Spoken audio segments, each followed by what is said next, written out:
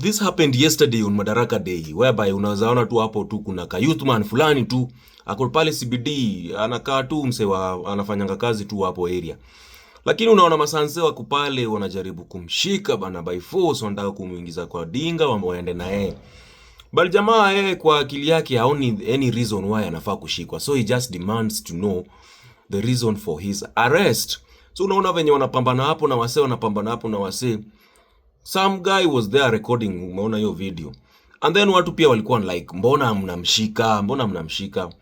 Because you can see, you know very well of reason there have been scenes of people getting abducted na wanaenda hivyo wanapotea. So the public also decided to demand, mbona huyu jamaa anashikwa, aambiwe reason yake ya arrest.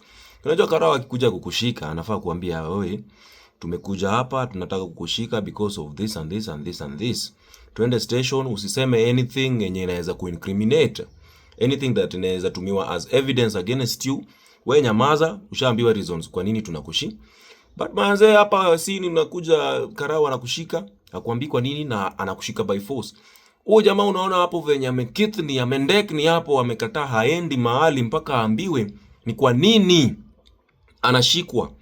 Na pressure imeweza kuwa mingi sana hapo kutoka kwa umati hapo hadi imebidi huo Karao calm down, kwa sababu alisema aliona this is a bad day in office, tabiri tu nimeachilia huyu jangili.